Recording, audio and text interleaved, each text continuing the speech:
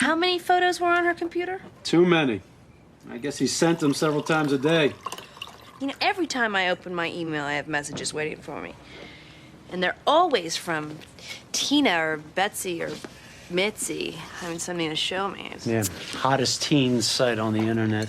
And they're just there right when you log on. If they are teens, these sites, you can't tell their ages. You don't even know if it's the girl posing. It can be a cut and paste job. They're just being scanned in from a Sears catalog. And if we get them... Dickie, Maureen, Elizabeth, and Kathleen do too. I know. It scares me. Honey, it scares me too, but I can't just walk into a room and restrain the guy. Why not? I mean, these predators, you tell me where they are. I can't hear them. I can't see them. But they're out there. Honey, they're in here.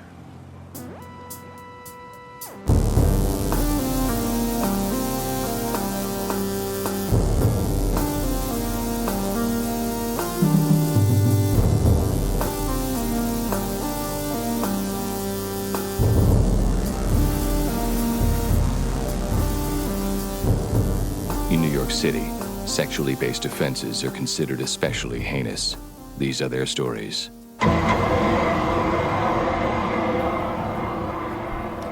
Hey guys, welcome to Munch My Benson. My name is Adam. I am back in Galveston for the weekend. I am joined on the line by Josh, who is up in the frozen tundra of the Twin Cities. How cold is it outside right now, Josh? It says it's -1 right now. Yeah, fuck that. It's actually been really warm up until, like, we hadn't had, Well, I think we had a day below zero, like, around Christmas. The last, 4 days have been kind of cold, but I don't go outside, so it doesn't really matter. Nice. Yeah. My life really hasn't changed from LA, where I didn't go outside. Yeah, recently my wife and I have been training, of course, for living in a New York apartment because we've been living in a shitty Beaumont apartment. Basically spending all our time inside 600 square feet, which is really boring and lame, but I guess I've been watching a fair amount of stuff. Watched a fun episode of the Rockford Files. Which one? Last night. It was the one where why am I blanking on her name? His lawyer, Beth Davenport. Yeah, Beth. Gretchen Beth. Corbett, who actually Gretchen once Corbett, exactly. she once taught friend of the pod, who I'm still trying to get to play Armie Hammer in an SVU episode.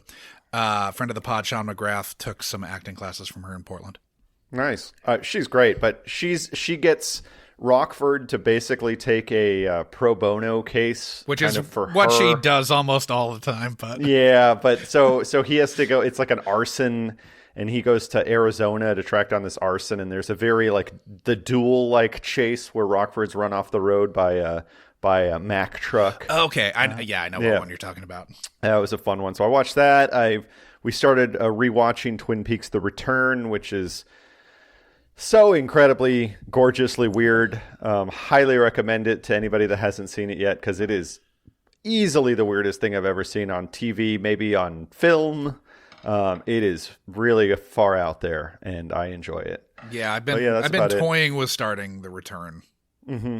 It's so much weirder than the first two seasons. Yeah, that it's because he doesn't have a network telling him what he can and can't do. It's Showtime, so it's going to be fucking Lynch to the. It's not just him. Nth. It's Mark Frost to the nth too, and as it turns out, Mark Frost is at least as weird as Lynch. So yeah, it is really some fun shit. Yeah, but so I've been enjoying that. Oh, and that's about it. What? Sorry, my wife is asking me what temperature chicken needs to be cooked at while she knows I'm recording. It needs to be cooked to 165.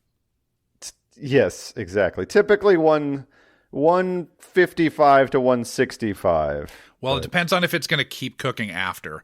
The end temp should be 165 for chicken. Yeah. And there's no wiggle room on chicken. But it does, if it's on the bone, it can keep cooking the last 10 degrees. Well, and one thing is if you're doing the whole bird, you temp it out slightly differently. Yeah. Regardless. Yeah, because the breast you have to get higher. Your breast you have to get to 185. Asking me this question from a computer that she keeps in her purse, Yeah. So yeah. So speaking of computers, we have an episode that has a very interesting take on what the internet is like. It's from season 1, so you can maybe forgive the show writers. This was probably, I would assume it was shot in early 2000 and maybe written in 1999. The Stabler household is definitely operating on a computer that's using Windows 98. That is true. And there are some references to 1999 in the episode. So yeah, it's called Chat Room. It's season 1, episode 18. And I'm going to do my level best to give a recap of this because it's totally insane. Yeah. And there's a lot of things I did not even include in the recap. And so I do recommend watching it, but watching it with an open mind from people that didn't really know what at all the hell they were talking about. No idea at all. Like, I think they wrote the script on typewriters. Okay. A 16-year-old girl wearing a fabulous fur-lined jacket calls her mom and frantically tells her that she'd been raped. Stabler and Benson then interview her at the hospital and discovered she'd agreed to meet the perp on an anonymous chat room on the World Wide Web, where anyone can remain anonymous, even Mercury Sable-driving creeps named the Yachtsmen and podcasters. The next day, the victim, Karen Ray, comes to the station wearing a different fur-lined jacket to help SVU retrace her route the night of her attack. Benson and Stabler drive her all over the city, but the details of Karen's story don't quite hold water. In the meantime, Munch and Jeffries head out to Queens to meet Karen's mother, whose experience being Elaine Bennis's roommate in the early 90s has turned her into the strictest matron since Nurse Ratched. While she would never keep a computer in her home, her daughter's dipshit father sure does. In fact, the only thing he prevents his daughter from doing on his computer is looking at his extensive collection of nude women posing with big cats. Armando Galarraga, right? Yeah, right. In a tearful confession, Karen reveals that she actually hadn't been forcibly raped. In fact, she'd never met the Yachtsman in person. Instead, she'd made love with her boyfriend Keith and concocted this elaborate ruse to avoid being punished by her really intense mom. Keith, though, is 21 and therefore is violating New York State's age of consent laws, but Elliot lets him walk since he's such a white boy. Still, the Karen Ray saga has not been all for nothing, since they now have access to the dark world of the Yachtsman online. A visit to, I don't really know what it is, but it seems like it's the headquarters of the internet or something, reveals that the Yachtsman is really a programmer named Harry Waters. In addition to pornography, he likes auctions, pop music, and poker. His boss at a different internet company tells Benson and Stabler that the relationship between Waters and the company soured after he turned down his ticket to see a once-in-a-lifetime baseball game between the Baltimore Orioles and the Cuban national team in Havana. Though his coworkers found a clearly underage sex worker leaving his room later, they still didn't fire Waters and let him quit, presumably with a severance package a couple weeks later. Thankfully, though, Waters' boss had kept Waters' computer sitting in a box in his own office, which improbably leads SVU back to the boyfriend Keith, who for really unclear reasons was letting Waters use Keith's computers to, quote, squat his files, unquote. If this recap is unclear about what that means exactly, well, so is the episode, and it's nothing I've ever heard of before. Still, Keith also apparently had a side business posting revenge porn with his buds, which had blossomed into a full-blown megasite Keith also apparently had a side business posting revenge porn pics with his buds, which had blossomed into a full-blown megasite for flat chest chasing freaks who are paying in untraceable cyberbucks. Jesus. That's a monster of a sentence to try to flat chest chasing. Okay. After Elliot spends some time being a shitty dad to Maureen, Munch poses as a team named Nicole and talks the Yachtsman into a face-to-face meeting where he can teach Nicole how to pilfer Prozac from her parents, I guess. After being taken in, Waters has a pretty solid legal defense, so it's going to take a lot more detective work before they can put this pedo behind bars for good. As Waters had won a number of eBay auctions for used panties, it's time to track down their former owners. Turns out 3 of them had belonged to one Doris Harrington, an elderly woman who pretended to be her 15-year-old granddaughter to get a higher price online. The granddaughter, Elaine, had been assaulted by the yachtsman after he'd gone to the house looking for more panties, which, to be clear, he'd initially purchased online and would have been much easier to repurchase them online. Still, I digress. Elaine and the yachtsman then developed a relationship of sorts for several months, it sounds like. Now, to get out of doing hard time for his relationship with Elaine, Waters offers to help them take down a whole ring of pedophiles. He knows 9 by name that he meets up with in real life. And even though internet chat rooms do exist, these guys like to get together at the private room at Abel's Restaurant and Lounge to rehash their favorite stories and to share tips about how to manage these crazy young things they like to date. Now, SVU busts in and busts up the pedophile ring, but in the process, they screw up a federal investigation into an even larger network of pedos. And at this point, we are left with a, quote, at any given moment, there are 3.4 million anonymous chat room users on the internet, unquote, Dickwolf. Unbelievable, man. Oh, man. Season 1 can get really weird. Where do we start? I suppose we just got to start with the IMDb pages like we always do, right. And we can jump into the other stuff after. For sure. So I think we start with Paz de la Huerta, who the episode starts on. It sure does. She's playing Karen Ray. She's 16 here. She is the daughter of the 16th Duke of Mondas and a Minneapolitan mother. This is right before she got cast in the Cider House Rules. She went on to star in the Gaspar Noé psychedelic melodrama Enter the Void. She was also in The Limits of Control, Bear, and Nurse 3D. She also blames the producers of Nurse for ruining her career.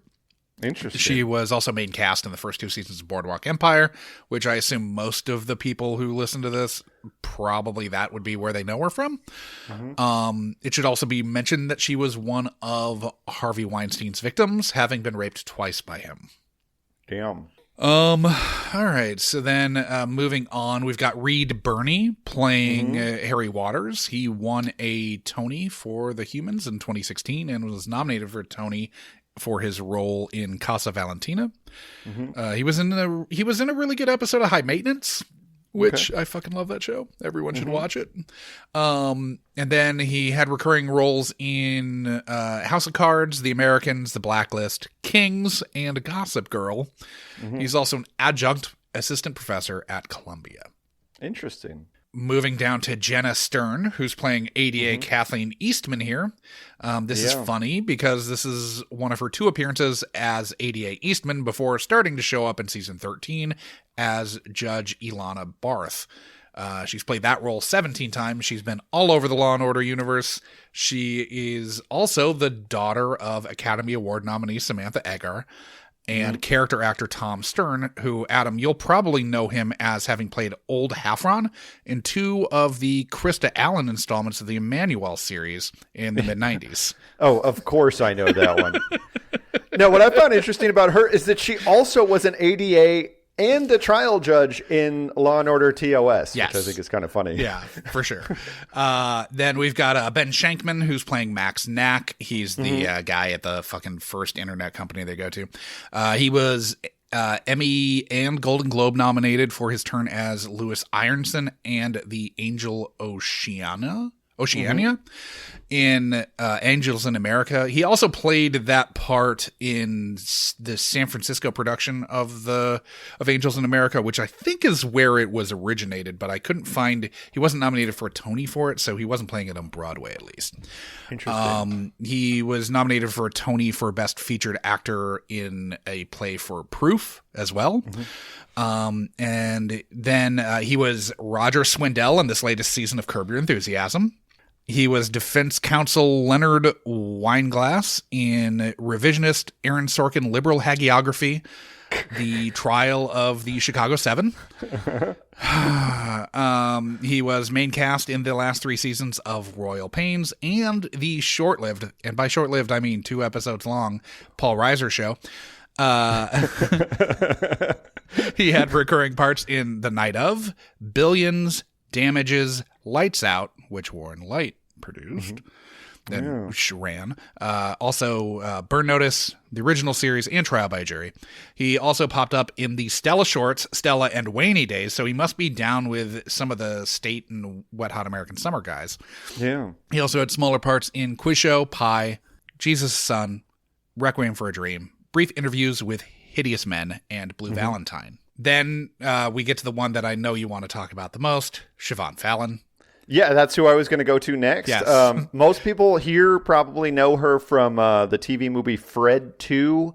I actually have that she's main cast in Fred the Show also. Yeah, Fred 2, Night of the Living Fred. That's For probably sure. where most people know her from. She's also probably the only actress to appear in 3 different Lars von Trier films, which I think has got to be, you got to get some sort of hazard pay for that one. Yeah, for sure. She was in Dogville. Dancer in the Dark, and one that I haven't seen. The newest one. Exactly. The Matt Dillon playing a serial killer. The House that Jack Built. Yes, The House That Jack Built. That's what it's called. She, of course, was also Elaine Bennis's roommate in Seinfeld. She was Tina. It was the season 2 episodes where she's got a recurring. She's in, I think, 3 episodes. Something like that, yeah. Yeah, where she's playing Tina, who is Elaine's irritating roommate. She was also... she was an SNL cast member in season 17. Yeah. She was the school bus driver in friend of the pod Ryan Weissman's favorite movie, and I say that in earnest, Forrest Gump. She's got a ton of other movie credits. She had supporting roles in We Need to Talk About Kevin, the Funny Games remake with Michael Pitt. She was in Holes. Which is not a Lars von Trier movie. No. Charlotte's Web. Boiler Room, Men in Black. So much. She was also main cast in Wayward Pines. I'm assuming she must have run the motel because she is in every episode and no one else is. She's in 16 episodes and the most anyone else is in is 14. Weird. But I never saw that show. She also popped up in a later episode of SVU from season 4 with Logan Marshall Green and Ann Dowd. Okay. Cool. Then moving on, we've got Ellen Muth. Or Muth. I'm assuming it's Muth. Yeah. She's playing Elaine Harrington. She was the lead in Brian Fuller's Showtime Grim Reaper dramedy, Dead Like Me. She also played the younger version of Jennifer Jason Leigh's character in Dolores Claiborne. And she appeared in 2 episodes of Hannibal in season 1, reuniting with Brian Fuller. She's got a strange IMDb page. She does. She basically stopped acting in 2012, I think. Yeah, but then on her bio page, there's all these personal quotes. So I'm wondering if it's her mother made this IMDb page after watching interviews with her or something. Yeah, I mean you can add a bunch of stuff on IMDb. I watched a friend of mine credit himself as having worked on Citizen Kane. I mean, it eventually gets corrected, but you could if you were going in for an interview, you could absolutely say you worked on something that you did not work on.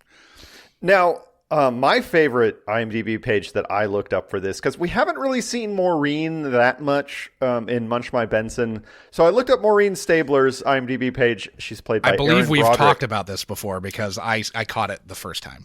Oh, really? Yes. Okay. Return to Sleepaway Camp.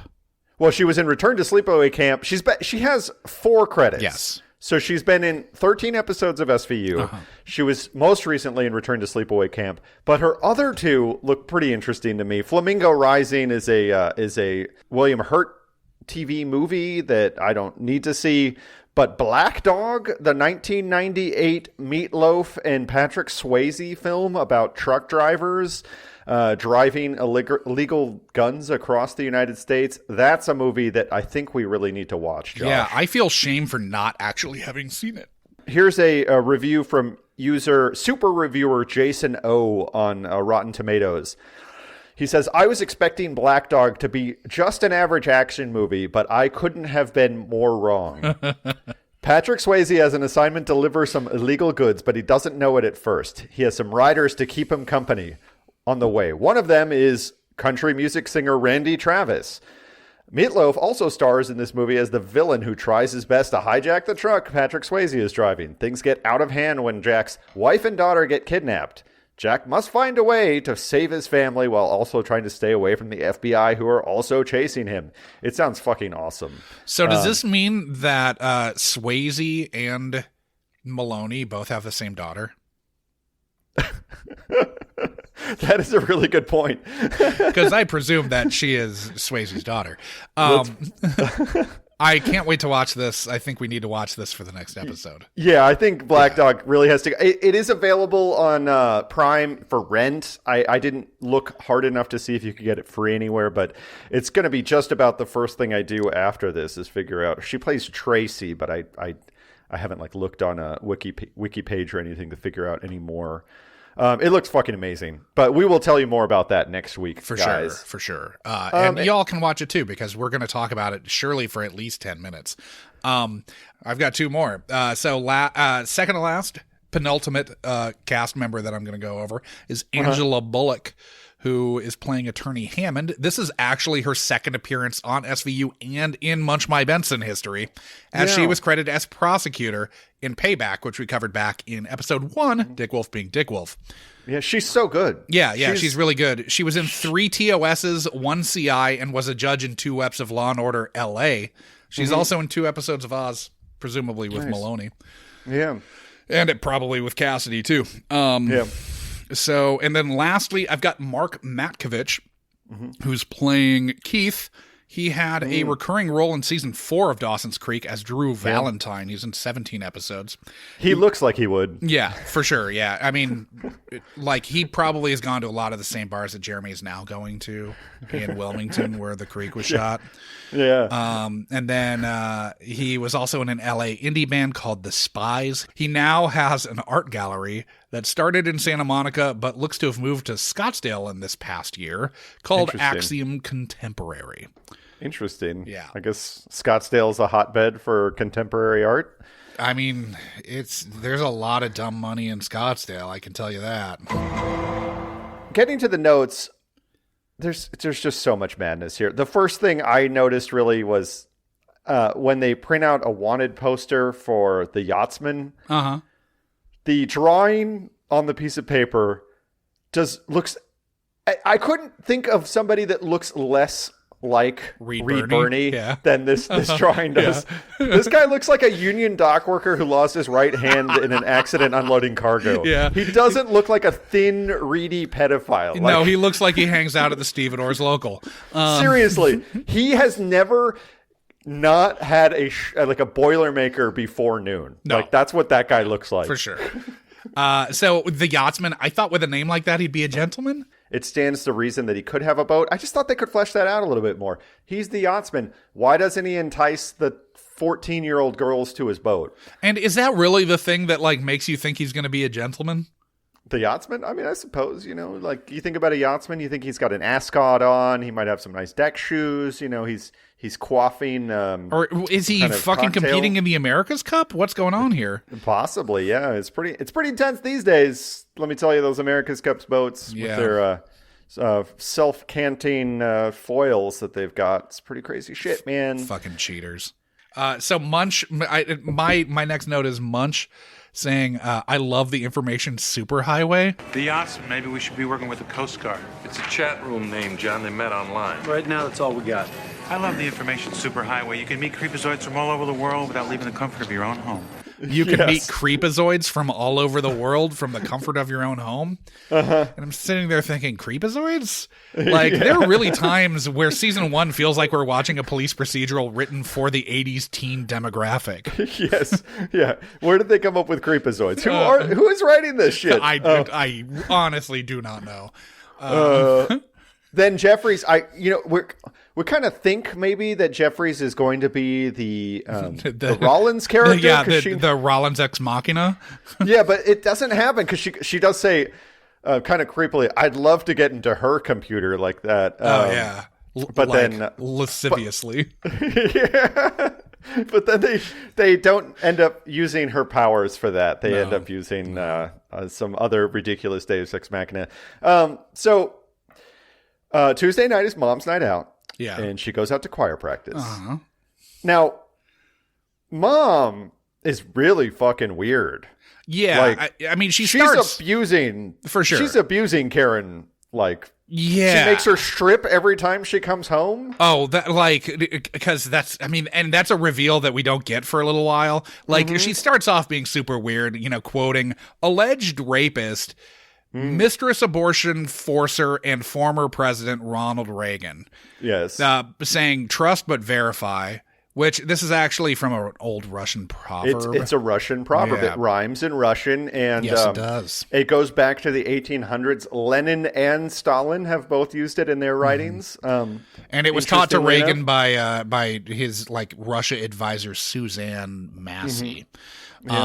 Karen's mom is also a vehement Luddite. When the concept of even inviting a computer into her home is broached, she. I would never have one of those. I wouldn't have a computer in my home. The disdain she had for computers and for teen girls doing anything other than going to church or school functions was clearly coming from an oppressive ideology she was imposing on her daughter. And we really find that out later when when fucking Paz de la Huerta, Karen, says her mom makes her undress in front of her whenever she comes home. I'm sorry, but that sounds like sexual abuse to me. Oh, for sure. And this takes verification to a whole new level. Like, what the fuck? I believe John Kerry was quoted as saying, in response to, when Syria was getting rid of their chemical weapons stockpiles in 2013, he said, verify, but verify. So maybe, she was going forward a decade and quoting something that hadn't existed yet. That seems more like a measure twice and cut once sort of thing.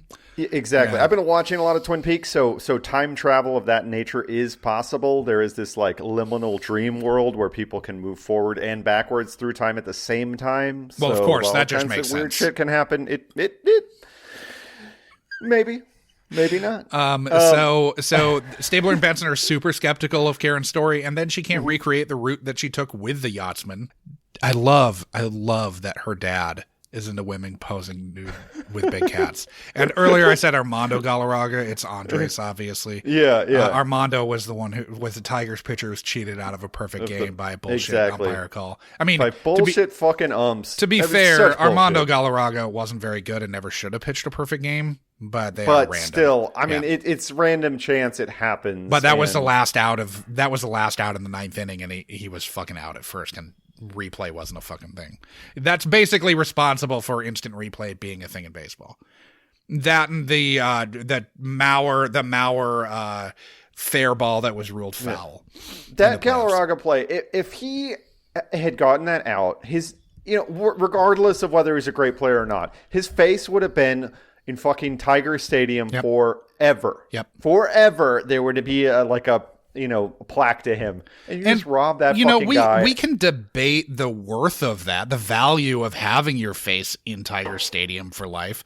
It's probably not worth anything because fuck the Tigers. It's a beautiful stadium, but yes. But fuck the Tigers. Right, yeah. Kirk? Friend of the podcast, Kirk Rhodes, is a Tigers fan lifelong. Is actually named after Kirk Gibson. Weird. Yeah. Interesting. But he's a Tigers fan. Because he's from Toledo. Yeah. So dad's into women posing with big cats. Although the cat is not even a big cat. Oh, I know. It's an ocelot. It's a mid cat. It's a mid cat. It's not is this cat. Doc Antle, though? From Tiger King? Yes, the sex guru Doc Antle. You're right. So he was bald. He was appropriately bald. Yeah, and Doc Antle in 1999 might have had a short haircut. Yeah, for sure. So I think he became Doc Antle because Doc Antle's not his real name. No, it's not. Anyways, so we've got. Well, this is probably his fake. This is his life that keeps him anchored to New York. So he can corner the market on the New York needs for big cats. The one, I guess, model that is noted is named Bree Crosley, posing with an ocelot. Yes, not a person whose existence I could verify. Yeah, I could not verify either. So maybe she was Miss September, maybe she wasn't. I do not believe she was. But I can verify that Heather Ryan, who was Miss July 1967, had a pet ocelot that she would run in the canyons near her home in Glendale. We can only assume that the ocelot here is Babu, Cheryl Tunt's ocelot from Archer, right? Possibly.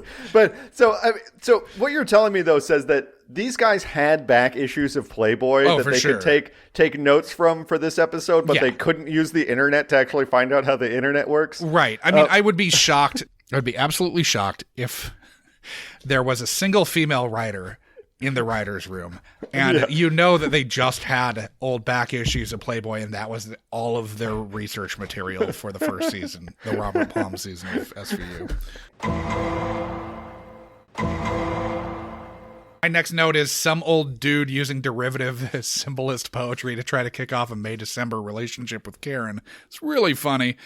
I feel like maybe fucking what happened to Ellen Muth is that she dropped out of Hollywood and decided to move to Africa to be a gun runner, just like I think it was Arthur Rimbaud. He quit and became a gun runner. Okay. But he did have a May-September relationship with Paul Verlaine. That's right. That's fun. It's all coming back to me. So the symbolist movement was born from a reaction against naturalism and realism in the late 19th century, primarily in France, Russia, and Belgium. The term was originated by Greek critic Jean Mauriac, who about 30 years into the movement wrote the Symbolist Manifesto. And in this, he said, and this is from Wikipedia, that symbolism was hostile to plain meanings, declamations, false sentimentality, and matter-of-fact description, and that its goal instead was to clothe the ideal in a perceptible form, whose goal was not in itself, but whose sole purpose was to express the ideal. Just like this episode. Yeah. In a nutshell, as Mallarmé writes, who's another key poet in the movement, in his letter to old friend Henri Cazalis, he said, to depict not the thing, but the effect it produces. So that's what they're trying to do with that whole dumb movement. But yeah, Baudelaire is sort of credited with kicking off the whole movement with his Baudelaire with his volume of poetry, Les Fleurs de Mal. Yeah, Flowers of Evil. Yeah, which is hell, or like a rather controversial volume of erotic and decadent poems printed in 1857. Now, did you notice that Munch reading that material, it was another time they used the episode script as a prop, clearly? Oh, fuck, I missed it. It was just in there briefly. It was like 1 second, but he clearly handing his script to Did it have Brads? Jeffries or Benson. I think it had Brads. It was a little hard to tell, but it was the right thickness and seemed to be sheet type. And it was three-hole. It was three-hole, not a whole, like whole definitely. sheets of paper. We hear about the mom, and then we kind of the next thing that it totally blows my mind is when Elliot is at home having a conversation with is it Kathy? Kathy. Yeah, Kathy. I always get Kathy and Kathleen confused. This whole fucking conversation is so insane to me. I'm going to drop it all in because I took notes on the entire conversation because it's so fucking weird. Like, so fucking Mitzi's got things to show Kathy in her emails. The relationship that the Stablers have to their email is insane. Like, Kathy is so pissed that she has messages when she logs in. So Kathy's pissed that she has messages, and Elliot is not having this conversation with Kathy. He's saying, like, if they are teens with these sites, you can't tell their ages. So you just know, it's a girl posing, but it could be a cut and paste job. He's more upset that he doesn't know whether it's deep fakes or not. Like, he wants to know that his kiddie porn is legit, not faked.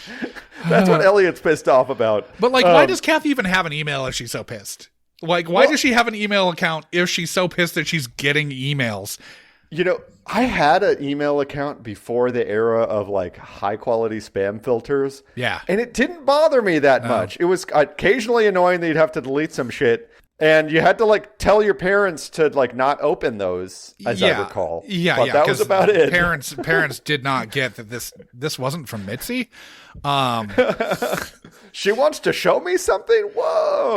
I also love right before this when they're getting the lowdown of what was actually going on, where Karen is saying that she and her girlfriends were catfishing the yachtsman. But this is like before catfishing was at least like dubbed a thing. You know, obviously like we were in chat rooms in the 90s.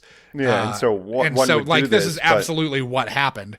But there it was wasn't a before it name was for it. catfishing, you know, That's officially. not the only thing this is episode. I know. Sort of talks like about- presages a little bit. Yeah. Because revenge porn wasn't really a thing then either. That was a later phenomenon. But like that is what.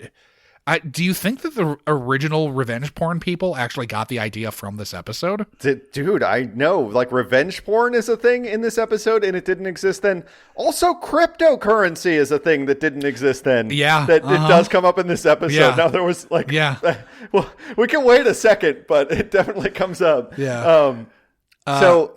Because I guess we have to get to the internet company next. I think we need to jump back for just 1 second to the scene where Stabler's sitting down with Keith, the statutory rapist. Like, it plays really odd, and he's low-key encouraging Keith to keep grooming her, right? Oh, yeah, big time. He's basically saying, as long as you don't bang her, you can groom her for the next, 2 years. I don't want the... It's really weird that this episode... 17. It's really weird that this episode's pro-grooming. It is. It's pro-grooming, and it's like, you know what? You look like a nice boy. You look like you have a haircut straight out of, Dead Poet Society. You just wait a year. And with the last Everything will be pedo, fine. with jumping way ahead to the last pedo, they really let him espouse his worldview to the detriment of any pedos who could conceivably be like, turned away from it, who are watching this. Like, it encourages them. If you're broken, you're watching that last scene and you're like, oh no, he speaks to me. It's basically QAnon people, or pre-QAnon people getting their first Q drop and like taking that mana. All right. So the internet company, though, Josh. Yes. So, and this is supposedly the email server company, right? So this company knows everything about what this guy does online. They know about which porn sites he visits. Yeah. They know about which eBay auctions he's won Do you think they recently. went to? Okay, so it's they don't call it Yahoo. They don't call it Hotmail because Hotmail's whatever. Hotmail's AOL, Microsoft anyway. It could be AOL. It could be Ymail. Yeah. It could be Prodigy.net. It could be. It could. GeoCity. Did GeoCities give you email addresses? I don't think GeoCities had email addresses. SBCglobal.net. I still see that sometimes. Like who gets an email address through their internet provider? Yeah, Roadrunner. My parents had it. My mom had a Roadrunner email address for like 15 years. And you're just like, come on, austin.rr.com or whatever. Yeah, exactly. Good shit. Now my mom still has her AOL account. Really? Yeah. Good for her. I can't even log into mine. I hope Johnny Gallion still has his AOL account. Surely. I know he does. He has to. So they walk through this gleaming open plan office into like the guy's like personal office. And you could see behind him, it's hard to tell exactly what's on the shelves because it's kind of the way that the focus is done. Is it Orioles paraphernalia? No, it looks like it's all bongs. Like, I'm talking like 50 plus bongs. Okay, so back different there. paraphernalia. Okay. Yeah. No, this was not that guy. The next guy is the Orioles fan. Oh, okay. Yeah. No, this is Ben Shankman. Yeah, it's still Ben Shankman, exactly. And then they go to the other office, and it's like, they just keep his computer in a pile in the corner. I know, like, what the fuck? Like, why would they keep this, which they call a contagion, right? Like, they say that everyone treated it like it was a contagion or something to that effect. Exactly. And, like, why the fuck would you keep that in your office then? Like, this guy's a fucking perv. So throw it out. Like, they went to Cuba after the IPO. Waters didn't go to the Orioles game. He was sick. Quote, sick. Oh, they went to Cuba, Josh. Just like our former manager was probably, quote, sick when he was in Havana and Tijuana and Prague and Russia, Moscow and Thailand. Yeah. And then a little kid comes out of the bathroom and says, "You want a good time too?" And this is where like the water psychosis doesn't track because the guy says a little kid, presumably it can like tell the difference between an 8-year-old and a fucking. Yeah. Yeah. It sounded like a little Waters, kid in Cuba. Yeah. Like not Waters' general proclivities. Like usually. Paz de la Huerta, even though she wasn't actually explicitly a victim. They never met either, yeah. Still, she's definitely not a little kid, right? No. But, I mean, still bad, but definitely not a quote-unquote little kid. Right. Now, the problem I had with this scene... So those guys did not get those tickets. They didn't get those tickets to that game. So this was a once-in-a-lifetime I'm so thing. glad that you went into this. Yeah. So in 1999, the Orioles played 2 games with the Cuban national team. They played one in March in Havana, and they played one in May in Baltimore. Was El Duque on that team or no? I think El Duque had already defected. Okay. So Jose Contreras was on that team. Now... Peter Angelos and Bud Selig sat in Fidel Castro's box seats. And as far as I know, the only other Americans besides like people who worked for the Orioles and MLB that got tickets were 100 DC area school children. Tickets were invite only, and most of them went to fucking Cubans, not to like .com bros from Manhattan. They would not be able to get tickets to this. Well, I think the presumption here is that they're getting these under the table. You know, like they're not above board in getting these tickets. Well, okay, so because it's not like you can travel to Cuba at the time without like having to go through Mexico or Canada. Well, okay, so I have a theory about this. Okay. So these dickheads that didn't fire that guy for sleeping with a child after they caught him. We're sex tourists, but of less skeezy. Well, obviously, but no. But these are the guys who became Peter Angelos's famed analytics department for the Baltimore Orioles. Oh, that tracks for sure. Seen the Orioles have such great success, particularly in scouting in overseas markets over the last 20 years since then. Yeah, I mean, like Dan Szymborski loved to shit on the Orioles front office forever because he's actually an Orioles fan somehow. I feel bad for you, Dan. I'm sorry. And if his Dan Szymborski radar can go off whenever he's mentioned in a podcast, we're talking about you now, Dan. Because every time he's mentioned on Royals Review in the comments section, they do like a Szymborski Beetlejuice summons, and he shows up. Well, to listeners of the show that aren't into baseball, the Orioles are a dog shit organization. Well, at least we're run as a dog shit organization for a very long time. Yeah, until about 2 years ago when their front team office owner turned Peter over. Angelos. Yeah, and it's going to take them a long time to right that ship. Yeah, but they would not spend money internationally at all. None, period. Which is like there were years where they spent like I believe $0 in which Latin every America. team that was winning was spending lots of money in Latin America because that's where the talent is. Let's get back to SVU. So we go. This is one of the weirdest left turns that we bring Keith back. The first time I watched it, I had absolutely no idea why Keith was back. I was like, totally what are the baffled. odds of him being tied to Waters in the fucking first place? Like, in the fucking the 16-year-old who's catfishing him. Like this whole like the fucking massive amount of fucking suspension of disbelief that's going on here to believe that these three who have like a tenuous connection to any of each other. And certainly to have like all three be connected, it's fucking nonsense. It's completely insane. It's completely insane. So presumably then, has Keith been uploading revenge porn about Paz de la Huerta to the internet that, has then been downloaded by this guy? I don't know. I don't know. Weird. I suspect that this is the first time that she and Keith have fucked.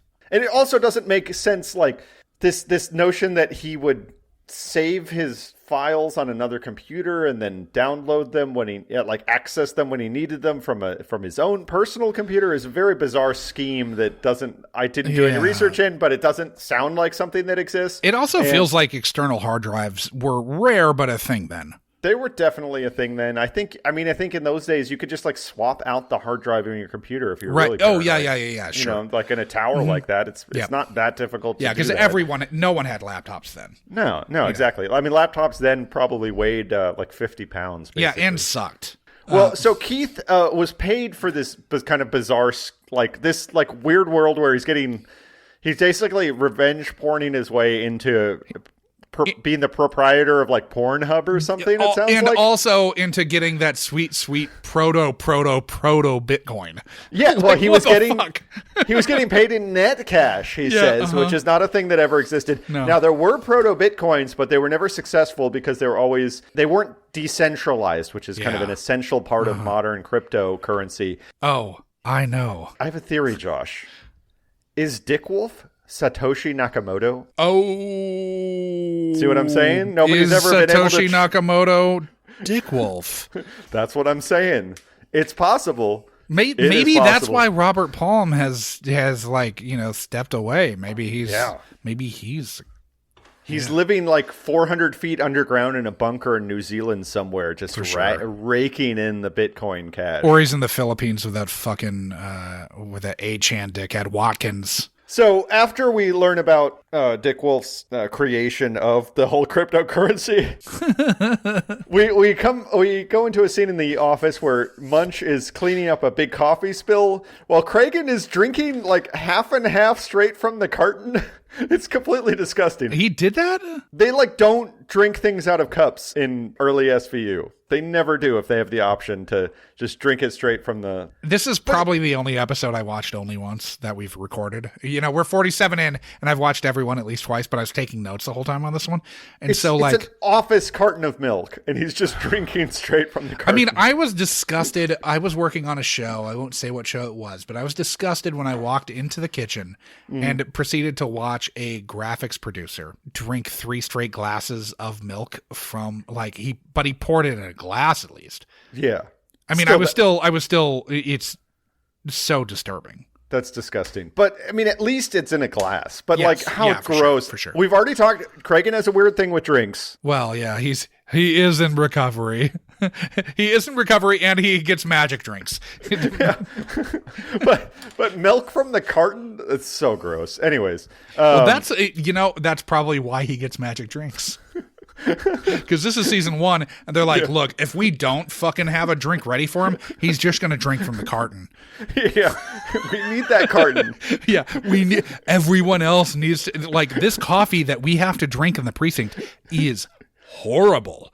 Like, we are having to drink Ubon over and over and over, and you cannot drink Ubon straight. You need to have milk to cover up the cheap-ass taste of this god-awful coffee. It appeared as if Munch was drinking black coffee, which I guess fits his character. Yeah. I love Stabler saying, you have a journal. Like, he's gone through all of this internet security protocol with his daughter, and then she's talking about his journal, and she's pissed. Like, she is pissed, and he can't override. With good reason. Yeah, with good reason. He's invading her privacy. But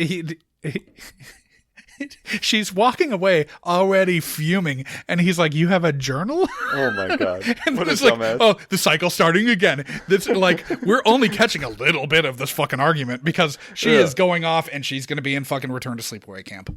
Yeah. This Maureen definitely has a fraught relationship with her dumbass father. I mean, I would posit that 3 of the children, Maureen, Kathleen, and Dickie, all have fraught relationships with their father. I really love Munch catfishing the perp. Yeah. And this is another episode, because I'm editing the last one that they were catfishing. This is another ep where we've got the squad T-capping pedo perps, but this one's pre-T-cap. You know, To Catch a Predator was not on then. They're presaging T-cap too. For not knowing what the internet is, they really have their finger on the pulse. They sure do. But so Waters was helping these children steal Prozac from their parents? He's just giving advice, but I mean, I how dumb is it? This scheme. I think what's going on here is he has to teach them how to do the childproof lids. If they're taking Vicodin from their parents, yeah, absolutely, sure. Great scheme. Do it. You know, salut. Anything like that. Prozac is not something that should be taken recreationally. No. It could definitely give you some weird side effects, and I don't recommend it. No. Suboptimal results in taking Prozac you should not be taking. Don't take MAOI inhibitors if you don't need to. Yeah. Do you want to be able to get hard or wet? Then don't take Prozac if you don't need to.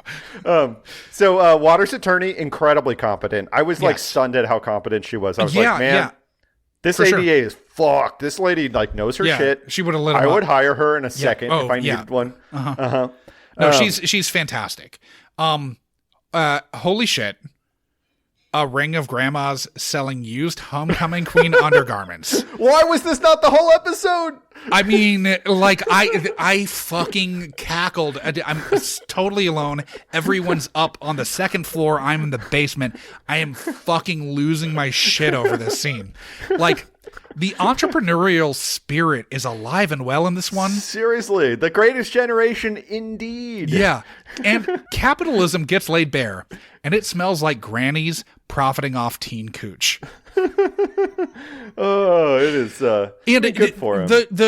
I think in the recap, and I only watched it once, but I think in the recap you sort of insinuated that the grannies were selling their own underwear, but I don't think they were. I think they're still selling their granddaughter's underwear, and she just gets to wear new underwear all the time. So it was a little unclear to me. Yeah, it's and a little unclear, tell, because the girl Muth, knew. She knew all about it, and I think that she was thought in it was on silly. it. And I do think that you could. I can't believe I'm pretty having to fucked go up. here. I can't believe I'm having to go where I'm about to go. But I'm pretty sure that the smell of. So you're saying that there would be a difference in odor. One would be far more malodorous than the other. Because we're all aging is dying. So how many times do panties need to be worn to be considered used panties for the eBay used panty They just market?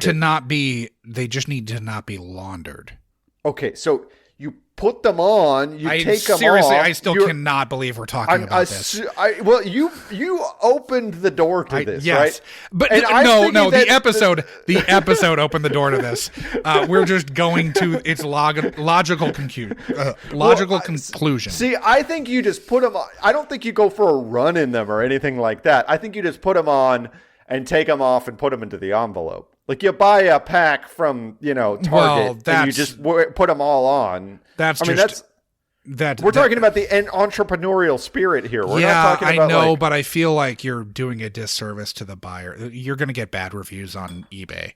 Well, and Mr. Waters definitely came to their house. They say that this is sold on eBay, by the way. Yes, I know, and he came to their house. Who goes to somebody's? Well, the first ones were via mail, though. They were mailed initially. I don't understand how they let him come to the house. Like, you know what? I don't want to pay the fucking $4.95 in shipping that it's going to cost. So can I just come and pick it up? Yeah, I'm sorry, but if you are running a used panty scheme, you got a P.O. box. It's not a scheme, though. Like, this is a real thing. I know some people that actually did that. I believe. Yeah, I believe one a mutual friend. You probably haven't thought about her in a very long time, but she used to live in San Francisco, and my understanding is that she and her friends in San Francisco would do that. I'm pretty sure I know who you're talking about. Yeah. Yeah. But hopefully they got some good money for it. Yeah, this was a long time ago. But yeah. So, I mean, really, I feel like this episode should have come with smell-o-vision. Because later, Alan Muth's character is Elaine Harrington. Later, yes. Elaine Harrington is saying it was just the smell of him just reminded me of my dad. Yeah. When they were hanging out, they didn't ever have sex apparently, but. Well, she got to watch him jerk off in the park after their Riverside nice dinner. I think they went to the same restaurant where from Russian Brides, where the Russian mobster who never speaks because he's not actually Russian was shot by Rollins. I feel like he probably jerked off in the park. That the bodies were found in Prodigy. That's a really good chance. Yeah. All right, so Ellen Muth looks really young here, but she actually turned 19 right around when this episode was filmed. Yeah, she looks so young though. Yeah, My she does look the part, but she is actually 19. I think that's part of the reason why her career might have petered out. She always looked super young, even when she was because well Dead Like into her Me is 20s. another like 5 or 6 years after this. Yeah. Now they have to play a game where where they say they've got more than they've got. Mm-hmm. But in typical early SVU fashion, we get an apparent act break script flip, and now we're suddenly going after 9 more pedos. Yeah, we are. We're going to grab these pedos, and the way we're going to get them isn't by like internet sleuthing. No, we're going to have a big old pedo convention. Yeah, a pedo convention sting.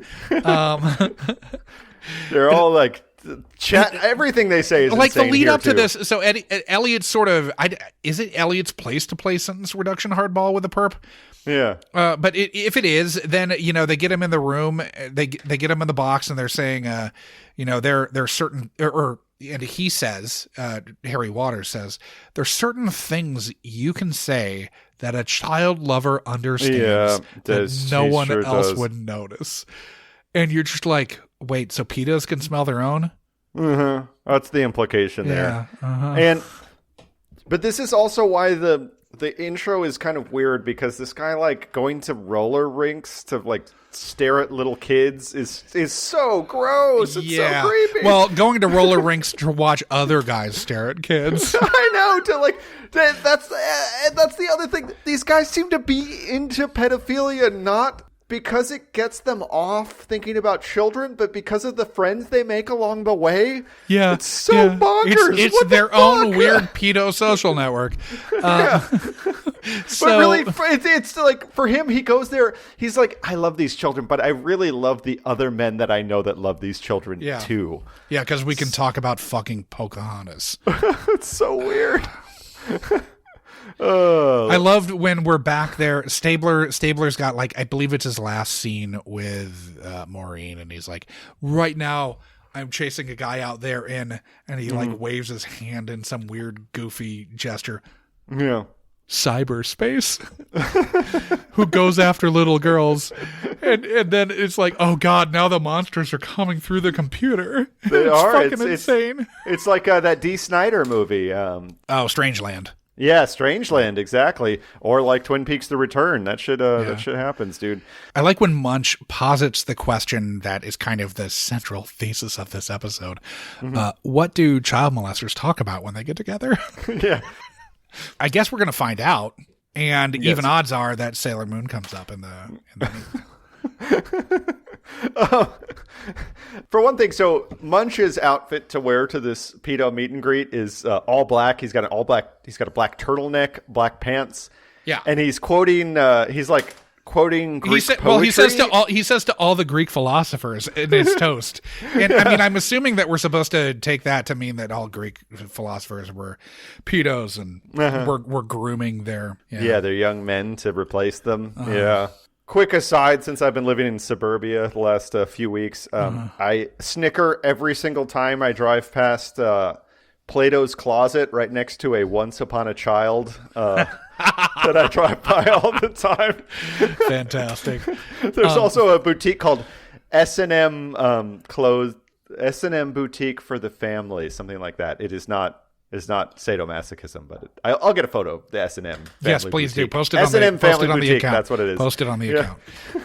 Okay, so the pedo meetup is sort of exactly what you expect. Completely insane. It's what you think it would be, but like it's insane, but it's sort of like it doesn't really move the story forward at all. But then the guy stands up and he's like, I hate to bring business into this. McClintock, I believe, is the character's name. He says, McClintock. He says, I hate to bring business into this, but I have some product out in my car if anybody's interested.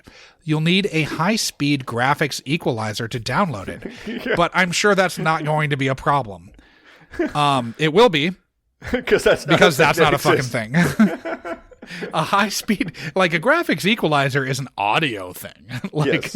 That are you selling like wave files of kids achieving climax? Well, so you got to equalize it though, because if you don't EQ it, it's going to sound like shit. Like, why would you even want to download if it sounds like such garbage? It's one of these things. Like, I knew what a graphics equalizer was in, like, I don't know, 1989 or so. I'm like, positive it's something that existed when since I the was 60s. in elementary school. I definitely knew what a graphics equalizer was. These dopes are just pulling like vaguely tech words out of the fucking air, like cramming them together, and then assuming that, oh yeah, no one will know the difference. So Dickwolf, if you need us to advise on audio technology, so the way sound works is it comes through in wavelengths, and there are different wavelengths for every sound, and a graphics equalizer allows you to boost those individual wavelengths. Yes. It has nothing to do with child pornography, except unless you want to or make the video audio files quality at all. the audio quality slightly better. Yes. That's all you're getting. You're not massively better, just slightly better. Slightly. That's all you're really getting. You can tweak a level here or there. All right, so the blow up. I don't really have many notes on that whole insane scene. Yeah, the blow up between Kragan and the Fed might have worked if it wasn't undermined by things like, who right now are getting email telling them the cops are onto them, and we're dealing with virtual world, which is everywhere and nowhere. It's like they decided to randomly cut articles like A and An to render the dialogue completely nonsensical. Also, I really don't think I've ever heard anyone say virtual world in any context ever. But I do like the other pedo that they bring in, the bald guy. Oh, Wallace. Wallace. Wallace's parting gift from his pro-pedo diatribe was, when they leave me, they're all smiles. Anyone else? Oh, yes, many. The internet has opened a whole world of possibilities. Easy access. No more trees to climb, no binoculars to lug around. You just peek into any little girl's bedroom with a click of your mouse. You see. You see what? You see why the children love me? He's so cold, so angry. The kids from the bad homes, the neglected ones, and the abused. When they leave the social worker's office with their anatomically correct dolls, when they leave the police station, they're in tears. What's your point, Wallace? When they leave me, they're all smiles.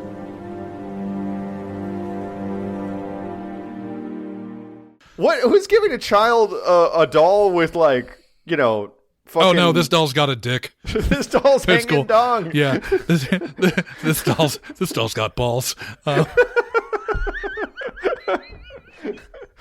What fucking world does this guy live in? But the weird thing is, like, they really give him a chance to, like, champion his cause, and you're just like, really? It's like he's the New York Times. It's like he's the human version of the New York Times, and they're just going to, like, give him a chance to fucking give these reprehensible ideas. You got to show both sides of the story, Josh. Yeah, both sides. Both sides. Jesus Christ. They let him give his whole story. They don't push back on it. It's fucking nuts. They just end with this, and then that dumb graphic. The only time a graphic like that has ever been used. Yeah, it's That's literally not like the only time in 477 episodes of the show. Well, more. It's like it's like 480 something now. But yeah, the only time that there's not been an ending that either was just Dickwolf or created by Dickwolf, or in memoriam of, or to be continued. This is the only time that it's something outside of those three conventions. And that something is, at any given moment, there are 3.4 million anonymous chat room users on the internet. What? What are we supposed to do with this in 2020? Didn't they know the show? There wasn't anything we were supposed to do with it in fucking 2000. Like Just 20 goddamn anonymous years chat ago. room users. 21 years ago, there was still nothing to do with this fucking scene. Who cares if they're anonymous or not? Oh my god, they're anonymous users on the internet? How else am I supposed to make fun of my congressman? You know, am I supposed to do it with my real name? Oh, yeah, well, I would.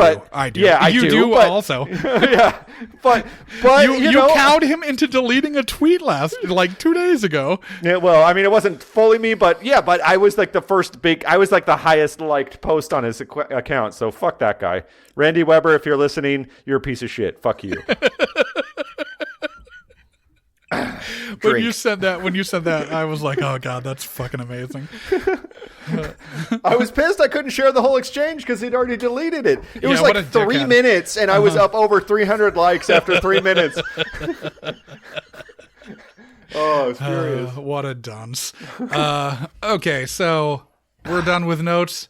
How's about we rank this episode? I think we can rank this episode. I don't know how we're going to rank this episode because I don't know. I have not thought about this at all.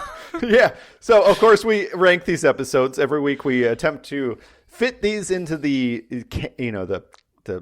what do we call it? The hierarchy, the canon, where it slots in. And we do that on a 10-point scale with 4 criteria that we judge on. We judge on the quality of the episode, the guests, how problematic it was, and the depth and breadth of lives ruined. And I don't even know where to start with any of these except for guests. So I guess we can maybe start with guests because I thought they were all pretty good. Yeah, they're all pretty good. It's one of those weird things where it's like, Paz de la Huerta ended up being a thing after this. Yeah. To her own credit, Ellen Muth also ended up being the lead in a fucking show. And Dead Like Me was a well-regarded show with a cult following. Mm-hmm. Reed Birney's really good. The defense attorney, his defense attorney is really good. Yeah, Siobhan Hogan is good. I mean, she's insane, but she's doing the insane thing. Doc Antle's really good. Yeah, Doc Antle's good. Keith is a little ridiculous, but he doesn't have to do anything. He just sits there and stares through his haircut at Elliot. That's all he does. Sure. And he's thinking, I wish I was still I wish my band, The Spies, would take off in 10 years. But they were all serviceable. No real standouts, but they were all serviceable, I would say. Yeah, for sure. And I mean, the fucking insane pedo dinner. That was fun. It's super fun. It's insane, but the guy is sort of chuckling about rated R movies and all that stuff. They're all being and then they were just using me as a chauffeur service. Yeah, I know. All of that shit's. I mean, it's insane, but it's super funny, and I think there wasn't a moment where I was. There wasn't a moment where I was watching one of them and not thinking, "Oh, this guy's a pedo."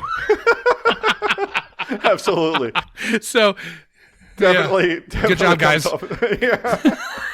But I don't know. I mean, it's a 5, right? Yeah, it's a 5. I mean, maybe it's there's a lot of guests, and maybe it's a 6, but 6 is as high as I would go on it. Okay, we'll go 6 because there are a lot of guests, and there are a lot of pedos here, and they all really pull pedo off. Pedos is so funny.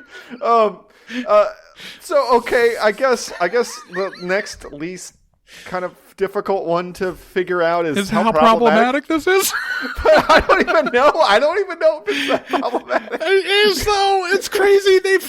They give a guy a platform to espouse a pro pedo diatribe. This. He's as problematic as the New York Times is. We also have an 85-year-old woman who's using her 15-year-old daughter to sell panties online. She's using the scent of her teen granddaughter's cooch to make potentially no. I really think that there's I feel like it's TV network television in 2000. I feel like it's network television in 2000. The implication is there, and we are to believe that she is absolutely wearing underwear for a day. These highly are problematic. Yeah. Oh my god. I mean, amazing. The granny panty hustle is the most insane fucking Like we've seen a lot of crazy shit on this show. A lot of crazy shit. The granny granddaughter exploitation underwear industry that is being brought to light here. The fact that these guys invented revenge porn for this episode is incredibly problematic. Yep, Like, they were catfishing before catfishing. I mean, everything about this episode is fucking bad shit. There's also a fucking fake rape claim. This guy didn't get fired from his business for like being caught with a 12-year-old prostitute. No, he got to quit. He got to quit for fucking a little child in his hotel room in Havana. But apparently at the ballpark in Havana, there's great souvenirs, which I would like to have. If anybody out there has any souvenirs from that 99 Orioles Cuban national team, let us know. Yes. We'd love to have them for free.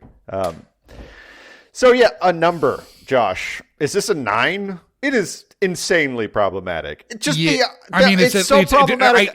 There's no way I could ever go below 8 on this. It's not 10. It's not as fucking insane as like Web or Hooked, but it's really fucking close.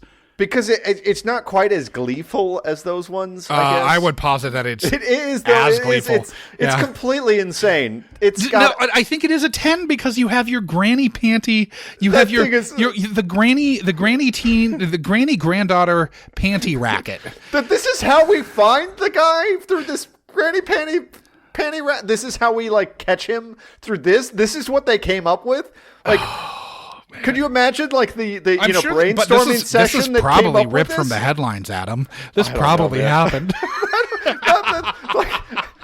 like these people also they know that computers exist. They know where to find them, but they don't know anything about how they work. Is insane to me. And so there's a point. We also have fucking Harry Waters like capitalizing on a fake daughter being killed in a car accident, which we can only assume means that he only gets off to car crash shit, in the Cronenberg didn't even bring crash. That up. Yeah, man, great film. That one should have won the Oscar, not the other one. Personally, yeah, for sure.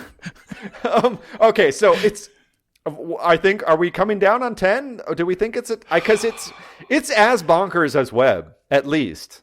It's crazy. Yeah, no, I think it's a 10. It's gotta be. I mean, like, again, capitalism gets laid bare and it smells like grannies profiting off teen cooch. Like, that happens in this episode. The mom forces her daughter to strip. So she can inspect her. That's so insane. That's even more. No, this is a 10. It's a 10. That's more insane than anything that happens in Web. And I mean, no, never mind. He makes his 8-year-old. No, sorry. I forgot about him making his little brother blow him. Well, and you forgot about the little brother telling his other little friend about how good rubbing weenies that's feels. Far less problematic. Like on this scale. Oh, Jesus H. Christ.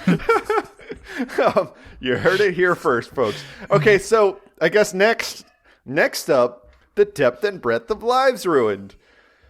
I don't know.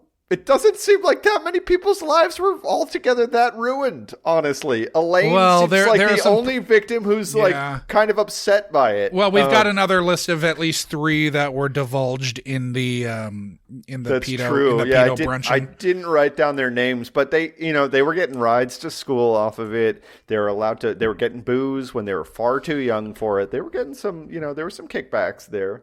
And who knows how many people they weren't Harry Waters was grooming.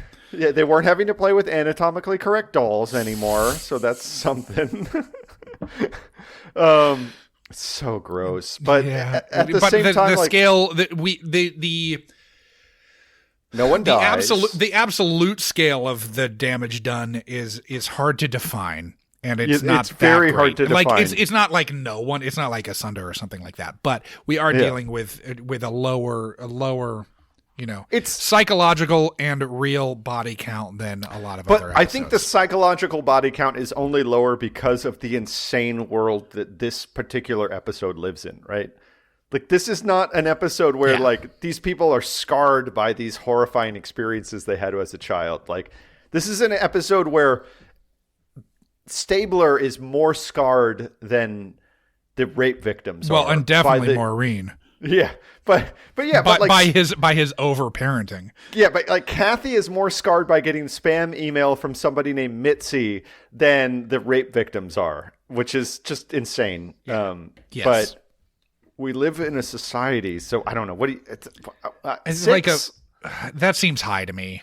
I think it's probably a 4. Yeah, I think so too. It's so weird. I mean, I feel kind of worst for the young Cuban sex worker, right? Because it sounds like... Oh, yeah. No, okay, that bumps it to a 5 at least. Maybe. Probably a 6. Also, because his coworkers walk in on him with this fucking, like, preteen, like, full-on adolescent sex worker. And Josh, you want to know why they didn't fire him? He's good at coding? No. Because Peter Angelos wouldn't let him? We never heard the answer to her question. That's why, Josh. That's okay. 6. It's a 6 now. Sorry, you I took turned it into a 6. Dark place. You turned it into a 6 right there. Now, well, okay, and the quality, also, like the fallout, like does this blow up the granny's spot? It definitely blew up the granny spot. Criminally, but maybe not. I don't know. I mean, I hope their store is still up on. Well, now it's probably migrated to Etsy. They've already blown past multiple sex crimes in this episode. They blew past statutory rape. They blew past whatever the mom was doing to her daughter. Well, I mean, he was 21 and she was 16. That's cool, right? That's normal. Yeah, that's normal. Yeah, sure. But they blew past whatever fucking Tina from Seinfeld was doing to Paz de la Huerta, which is fucking... batshit crazy. Sexual abuse. Strip, daughter. Yeah, it's so fucking weird. I have to make sure your hymen's still intact. God. Jesus Christ. And they blew past the fucking, the Granny Penny, cash for... I mean, that is seriously... Coochie, that cash is for cooch hair scheme? Is that what it is? That is the most out of left field insane thing that I have ever seen in an episode of SVU. Like that I remember, that I recall. That is, I mean, you're just like, what in the fuck is this? So let's lose some points, though, Josh. Let's get to the quality of the episode. Somehow, this episode had all of these other things going for it, but the episode's not actually that good. No, it's not. It's not. It's not compelling. It's like it's fun in moments, but it felt like the first time I watched it, it felt like I was watching it for so fucking long. It felt like it was going on forever. Yeah. I mean, I was pausing it the whole time to take notes, but it definitely felt like it was taking a lot longer to watch. Oh my God. Yeah. It felt like I just watched it through the first time and it felt like a lifetime. So to me, it's, I don't know, a 3. Yeah. It's like funny. Yeah. And so that's it's super funny, out. but it's funny in the way that season 1 doesn't really know what the show is yet. No. And so it's going to be crazy. None of this stuff makes sense that they're bringing crazy, up. There are but whole it doesn't make scenes sense. that don't drive the plot at all. They just kind of like, all they do is serve to, I guess, build up Elliot's character, and they don't do a very sympathetic job of doing that. I don't know. It's crazy. So an overall composite score comes out of 6.25, which... Yeah. I mean, again, I don't know how you can place this one against other things that are written by people that sort of know what they're talking about. So, I mean, I guess let's see. It is super fun watching them like flail about trying to figure out what the internet is, but it doesn't. I mean, it on like a sheer like competency level, it doesn't work. So, interestingly enough, that puts us closest in score to the Lost Reputation Above Suspicion megasode, which I think makes sense because that was another episode that it's impossible to rank because it totally is just outside of the world that the that show SVU normally lives in. Yes. I guess it's also somewhat close to. No, I mean that's not that close to those. We don't have like a straight up 6 or anything, but yeah. So I can live with that. I think. Yeah, I think it works. I mean, it's one that needs to be seen to be believed. And yeah, I would absolutely. recommend It that- is insane. I really hope that everyone has watched this episode before listening. Because I'm sure we holy rambled shit. a shitload. Yeah. But okay, we've been talking for an hour 30 and we haven't taken very many breaks, so I think we should save you in the edit and jump into... I don't, well, yeah, we'll see about that. But let's jump into the next one, Josh. I don't know if you've got it loaded yet. Yes. Firing up episode.lol, fueled by Flet. Tape is spinning, and it is kicking out. Season 3, episode 3, Stolen. Another early one. Yes. When a baby is stolen from her mother in a grocery store, detectives Benson and Stabler soon discover that the kidnapping is only the tip of the iceberg in a baby snatching and selling scheme. Looking at the guest cast, it looks like we've got Bruce Altman, who people would probably recognize. We've also got Carrie Green. I have a vague recollection of this episode, and I'm pretty sure that she is the mother of the child who's kidnapped in the grocery store, though I could be wrong. Yeah, I have a vague recollection of this one too. I think you are almost. But they're two weird. They're two weird grocery store baby missing episodes, and one of them is where the mother doesn't actually have a baby and says the baby was kidnapped. I don't think this is that one. I feel like I remember this one too, and I think it's an elaborate baby stealing scheme. It's season 3, so I would assume that it's some elaborate baby snatching scheme. This one also involves Kragen and his old partner Max Greevy. Interesting. Okay, yeah, who is not in the episode. Max Greevy is dead. But yeah, it's a presumably kind of a Kragen-sode. We'll find out. Hopefully he's drinking out of a proper receptacle this time. Doubtful. He's going to be. He's probably slamming eggnog or something. But a half and half. Let me see if it's season. No, it's October. It's October of 2001, just after 9/11. Damn. But they probably filmed it before 9/11, if I had to guess. Yeah. So maybe keep an eye out for the Twin Towers, everybody. Yeah, that'll be the dead giveaway right there, so to speak. All right. I think it's time to say goodbye. So, vaya con Dios, children. Yeah. Good luck wrapping your brains around this one, guys. I sure had my own problems with that. So, munch away. Yeah. Munch the shit out of our Bensons. Oh, and, stop by Apple Podcasts. Rate and review the pod. We could use them. Throw us a 5-star or 4-star, but if you give us 4-star, you have to give us more detailed notes about why we suck. So, but we would like to hear it, Yeah, constructive. Well, I'd rather that the, shitty reviews just get emailed to us at muchmybenson@gmail.com. That's another good point. Yeah. Constructive criticism can lead to a better podcast if you have problems. Absolutely. Yeah. Anyway, munch the shit out of our Bensons. Always and forever.